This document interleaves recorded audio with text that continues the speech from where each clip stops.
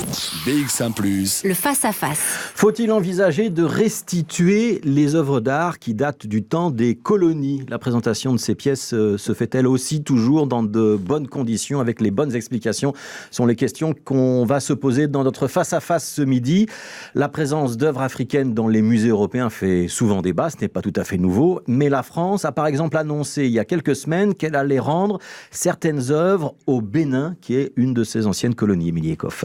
Oui, c'est en juillet 2016 en fait que le Bénin fait parvenir sa demande historique. Le pays réclame à la France la restitution de 5000 pièces de son patrimoine pillées du temps de la colonisation. Alors parmi ces objets, il y a des sceptres, des trônes, des statues, des objets d'une très grande valeur patrimoniale pour le Bénin, mais dont la majorité appartiennent alors aux collections du musée du Quai Branly à Paris. Le sujet fait débat et puis la décision tombe finalement le mois dernier, 4 ans plus tard. Une partie des œuvres vont bien être restituées dans les prochaines années.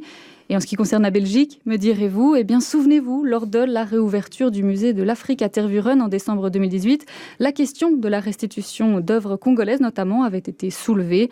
Et puis surtout, eh bien, ce qui avait fait couler beaucoup d'encre, c'était le débat sur la manière de présenter ces œuvres obtenues lors de la colonisation, sur le contexte et sur les explications à apporter.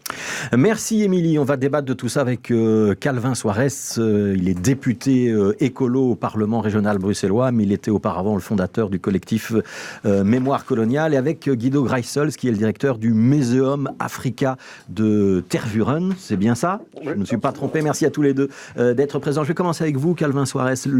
La France, qui a donc annoncé, c'était juste avant Noël, qu'elle allait renvoyer un certain nombre d'œuvres vers le Bénin. C'est un bon exemple et la Belgique devrait s'en inspirer ? Tout à fait. Il y a une évolution au niveau politique et dans l'opinion publique. Le débat est mûr. Il faut envisager la restitution. Et il faut faire 3 choses concrètement. D'abord, il faut un inventaire, comme cela a été fait par Bénédicte Savoy et Felwine Sarr en France.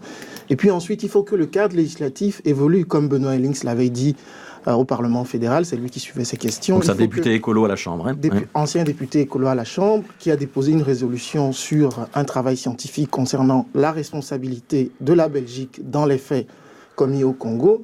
Et donc, au Rwanda et au Burundi aussi, il faut que le cadre législatif évolue pour que l'inaliénabilité, c'est-à-dire que le fait que des objets soient dans le patrimoine, on ne puisse pas les enlever, puisse évoluer et qu'on puisse permettre de reconnaître enfin le droit des populations, des communautés d'origine sur ces objets-là. Calvin Soares, ça veut dire, pour être très clair, ça veut dire que vous pensez que toutes les œuvres d'art originaires du Congo, du Rwanda, doivent retourner au Congo, ne peuvent pas rester dans les musées belges ? Il faut finir avec cette idée selon laquelle la restitution signifierait qu'on vide les musées.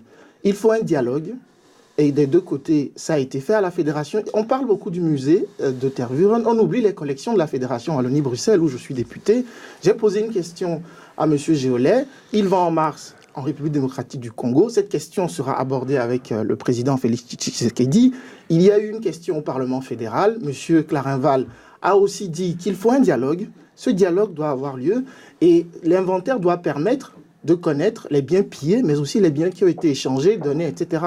Et c'est pour ça que ces biens doivent être envisagés dans le cadre d'un dialogue. Guido Greissels, donc directeur du musée africain de Tervuren. On l'appelait d'ailleurs autrefois le musée des colonies. Il a changé de nom. Le musée du Congo. Voilà. Le Congo belge. Et il a rouvert il y a un petit peu moins d'un an. Maintenant, c'était l'année dernière. La richesse de votre musée, c'est le pillage des colonies, en partie ? Une petite partie, oui, vient du pillage, absolument. On est tout à fait d'accord là, et je suis tout à fait d'accord aussi que ce n'est pas normal qu'une si grande partie du patrimoine culturel africain se trouve dans l'Occident. Nous prenons une attitude très ouverte et constructive, et nous choisissons pour le dialogue et pour la collaboration. Et donc, le mois passé, j'étais encore au Rwanda. Là aussi, on m'avait demandé une copie de notre inventaire. Et moi, j'ai rendu une copie de l'inventaire de tous les objets rwandais que nous avons dans notre collection, avec comment est-ce qu'ils ont été récoltés, comment est-ce qu'ils ont été acquis, avec des photos et toutes les informations. Et maintenant, ça permettra un dialogue avec le musée national du Rwanda pour collaborer ensemble. Et on envisage de faire la même chose avec le Congo. Ça veut dire que vous seriez prêt, en vertu de ce dialogue, si des autorités congolaises, burundaises, rwandaises vous demandaient tiens, cette pièce-là, j'aimerais vraiment la récupérer pour pouvoir l'exposer à Kinshasa ou ailleurs, que vous seriez prêt à les céder ? Le problème, c'est céder, c'est pas ma décision. Moi, je suis toujours prêt à donner un prêt à long terme. Ça, c'est mon autorité. Mais les collections de Tervuren appartiennent à l'État fédéral et donc il y a l'inaliénabilité des collections. Et donc, le don d'une collection, la restitution d'une collection, formellement, c'est une décision politique qui doit être prise par le ministre de la politique scientifique dans un cadre légal très, très strict. Mais un prêt à long terme, ça vous seriez d'accord et vous pourriez le faire? On pourrait le faire, mais c'est une décision politique, c'est pas ma décision. Ouais. Mais donc, nous, on fait la collaboration. On a déjà tout un programme pour le renforcement des capacités des musées au Rwanda et au Congo. On a déjà des collaborations pour des expositions conjointes. Donc, on avance très bien dans la direction. Ouais. Calvin Soares, je vous vois bouillir un petit peu sur votre chaise. Moi, j'entends quand même que vous êtes tous les deux d'accord sur le dialogue. Non, mais en fait, le directeur est un homme de dialogue. Je le connaissais avant. Néanmoins, il faut aller jusqu'au bout de la démarche. Aller au bout de la démarche, ça veut dire quoi? Déjà faire l'inventaire. Moi, je ne suis pas tout à fait sûr de ce qu'il avance sur le fait qu'il y a une minorité d'objets. Ça, scientifiquement, il faut qu'on le prouve. C'est pour ça que l'inventaire est important. Et ensuite, il faut aussi que dans ce dialogue, on puisse reconnaître, parce que quand on parle de prêt, la colonisation est un système basé sur la violence et le racisme. Donc, on ne peut pas inverser les choses. Les propriétaires légitimes, ce sont les communautés congolaises. C'est l'État congolais, rwandais, burundais et tous les États africains dont on parle. Donc, il peut y avoir des prêts, mais dans quel sens? Le dialogue va l'établir. Donc, les propriétaires, pour moi, peuvent prêter à ceux qui le demandent, donc à la Belgique. Il y a une histoire commune, il y a une diaspora, elle doit être impliquée. Et donc, il faut absolument que ce dialogue ait lieu pour qu'on voit comment il y a la circulation des œuvres. Mais dans quel sens? Guy de Gressel, est-ce qu'il y a déjà eu des précédents? Est-ce qu'il y a déjà eu des œuvres ou des objets que vous avez renvoyés vers un musée ou vers une collection au Congo, pour prendre cet exemple-là? Ou est-ce qu'il y a déjà des demandes qui sont arrivées sur votre bureau et qui sont aujourd'hui à l'étude? Depuis moi, je suis directeur, j'ai eu aucune demande formelle. Donc, soyons clairs là-dessus. Et vous êtes directeur depuis combien de temps? Depuis 19 ans. Donc, et aussi, on a rendu des objets dans les années 70, dont la plupart ont été volés plus tard à la fuite de Mobutu, mais je ne vais pas utiliser ça comme exemple, c'est parce que vous me le demandez. Mais je suis d'accord avec Calvin qu'il faut beaucoup mieux étudier les collections et l'origine des collections. Comment est-ce qu'ils ont été acquis, donc, et c'est pour ça que nous investissons beaucoup pour le moment dans la recherche de provenance. Comment est-ce que les collections ont été acquises? Comment est-ce qu'ils sont arrivés à Tervuren? Est-ce que c'est par le pillage? Est-ce que c'est par l'achat? Est-ce que ce sont des dons? Est-ce qu'ils ont été acquis par des missionnaires, mais sous quelles conditions? Donc on a investi beaucoup, on a plusieurs projets de recherche qui vont dans ce sens. Parfois vous êtes victime de receleurs, ça peut arriver? S'il te plaît? Il peut y avoir du recel dans les objets que vous pouvez acquérir? C'est trop tôt à le dire, mais aussi je voulais dire dès cette année, on a un programme Scientist in Residence où on invite des scientifiques africains de venir chez nous et d'étudier nos collections, parce que Kelvin a raison, pour la plupart, nos collections ont été décrites par des hommes blancs. Ouais. Et donc, il faut beaucoup plus de diversité. On va revenir là-dessus. Je voudrais juste qu'on rebondisse sur un des éléments que vous avez pointé. On a rendu des œuvres d'art et finalement, ils ont disparu.